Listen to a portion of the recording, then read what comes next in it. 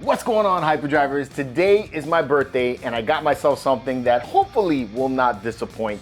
In this box right here is a 6-scale General Grievous figure. Oh no, not again.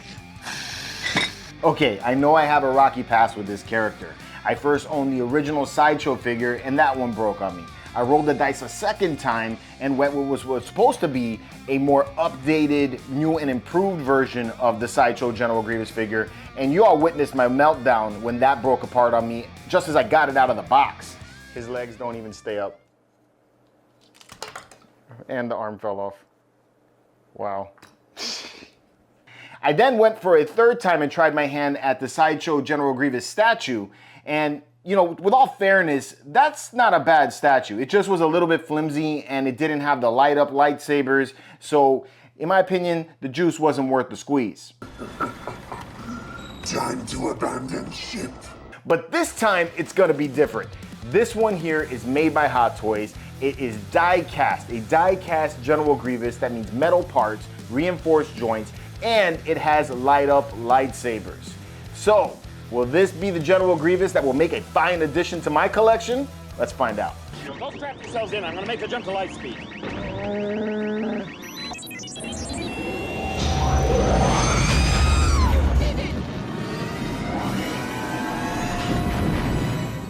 The packaging on this one is immediately different from the standard Star Wars Hot Toys release. Honestly, it gave me flashbacks to the die-cast Iron Man figures that I used to collect years ago. The art box is a thick, hard cardboard material that basically screams, yep, you paid for a premium figure.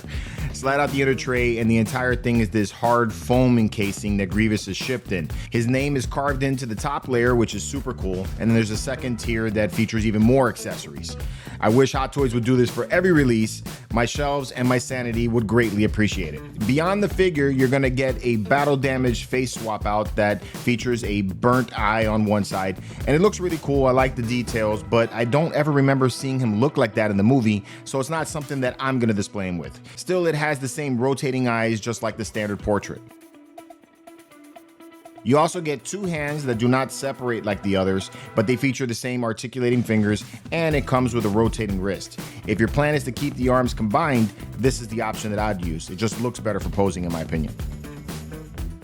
You get 4 hands that are sculpted to look like he's holding lightsabers. These can be combined to make 2 hands, and they're made out of a vinyl material so you can flex the fingers open to slide the lightsabers in easier, and you don't have to have any worry about it breaking or, you know, having the fingers open back up. You get a couple of swap out joints to make it look like he's missing an arm. These and all of the arms feature this long antenna looking thing. That's what I'm gonna call it because I don't know what it is.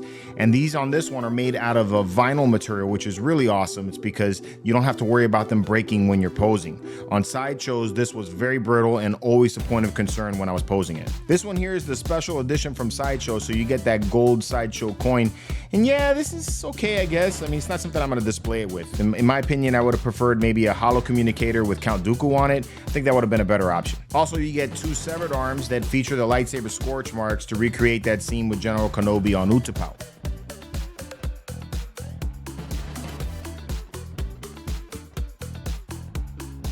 In the lower section, you have the cape that features an inner liner with amazing detail. This also includes the saber pocket so that you can store his lightsabers, and then the General Grievous logo on the back. It's also wired so you can get some really dramatic windblown poses to add that more dynamic feel to your display. You have the instruction manual, and trust me, you want to read this one. It's because this is a very intricate figure. Especially pay attention to the warning on the back about dropping it on your foot, because yes, that's our top concern if we drop this figure. You get the Electro Staff accessory that comes complete with the purple electric effect parts. You get the USB adapter with the clip to attach to the base. You also get General Grievous's blaster carbine, which looks super detailed. One of the standout accessories, I think, in this set.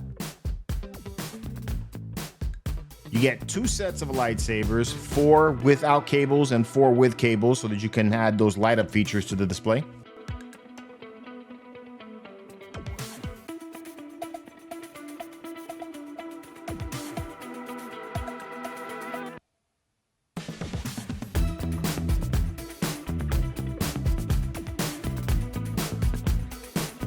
There are a couple of dynamic motion blades, one blue and one green, and 4 static blades, 2 blue and 2 green. You get an Utapau inspired base that is gorgeously textured and even features molded in lightsaber scorch marks that you can actually feel. It's big and sturdy enough to support Grievous, unlike sideshows.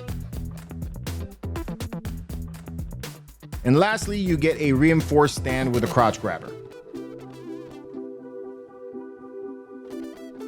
Once you lift them out of the box, the weight alone tells you this is a whole different league figure than Sideshow's version. You can feel the weight of the die-cast, which is awesome. The joints don't immediately give up on you and collapse into a heap. The detailing is insane. It actually reminds me of seeing the Prime 1 Studios Transformers in person for the first time.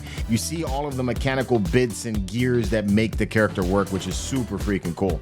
The armor has some really nice weathering. It's got battle-worn areas. There's actual scratches and dents that are literally sculpted in, which is awesome. Getting into the articulation, Hot Toys went all out on this one. The head and neck can pivot upward so that he's still looking forward even when he's hunched over. Plus, there's an upper back adjustment that pushes the neck even further back, and you can even see his spine extending while doing it. Very cool feature. The face pops off and it's connected with a magnet, so you can swap it out with the battle damage version, and you can pivot the cheek flaps to help you get it out a little easier. From there, you can get access to the eyes, so you can go for whatever menacing glare you're going for.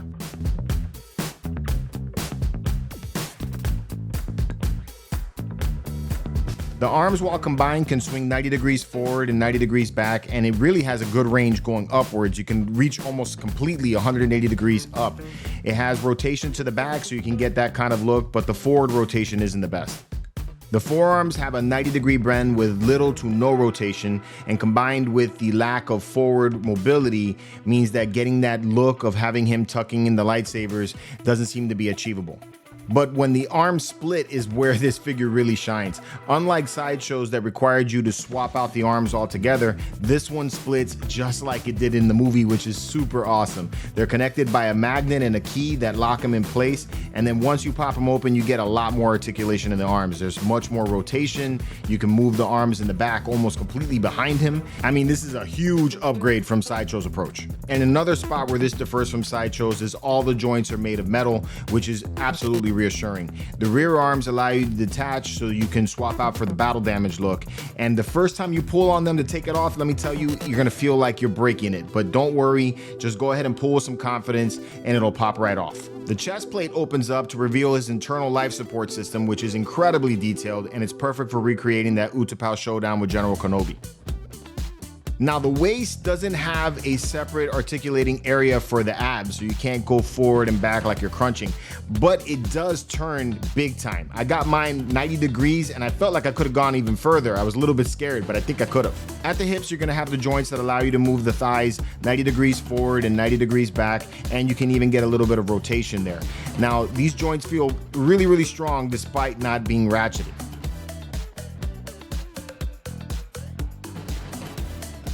At the knees, you have a double jointed articulation, so you can get some really good bends right there, and it features locking stops, which is very satisfying.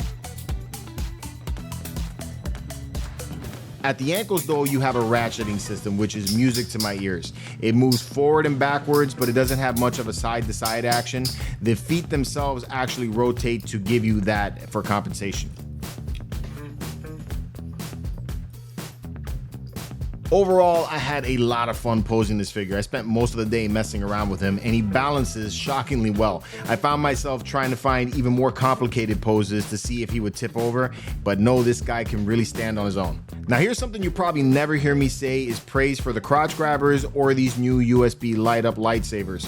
I'm not usually a fan of either one of them, but in this case, I think they did a really good job with it. The stand itself is sturdy and can hold Grievous for more complicated poses, which is awesome, but more importantly, that USB adapter can attach to the back of the stand, allowing you to manage those cables and keeping the cluttered wires under control. Now, I wish I could sit here and say that this is the perfect figure and there's absolutely nothing wrong with it, but I did find a couple of things that I feel could have been improved. My main gripe with the figure is the cape. While I do appreciate the internal wiring for more dynamic and dramatic posing, when it comes to the neutral ones, the wire kind of makes it look oddly in motion, even though it's supposed to be standing still. This is one of those things that instead of the gold coin, an extra static cape would have been nice for more museum style poses. Another thing is the clip. It feels like it wants to break if you look at it wrong, but thankfully they gave you enough slack on the cape that all you need to do is connect it once, and then you can slide it over Grievous's head and around the neck piece to make it look the way it's supposed to in the movie. And the last thing about the cape is the pouches for the lightsabers. They're just too high in my opinion. In the movie, it looks like he's tucking them in closer to his hip area, but these pouches sit almost at his armpits. Honestly, I think Sideshow might have gotten this part of it more accurate. And the last thing is the hand joints, and this may have only been on my copy, but on the single hands, when the arms are separated, they can't hold the motion blades. Mine just keep flopping down, and in general, while I'm posing the figure, it seems like the hands just fall out on their own.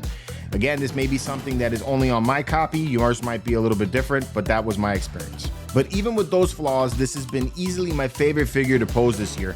And I want to thank Hot Toys for finally making a General Grievous worthy of putting on my shelf. For just $80 more than the Sideshow figure, I feel like I got 100 times more quality than Sideshow provided.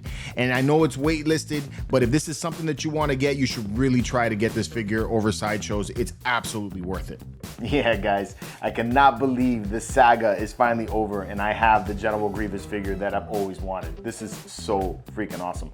Let me know what you guys think about this one in the comments below, and which one of the poses that I showed in this video is your favorite one. Let me know that in the comments below as well, because I'm going to choose one of those as the way I'm going to display them on the shelf. Thanks for hanging out with me, and until next time, may the Force be with you.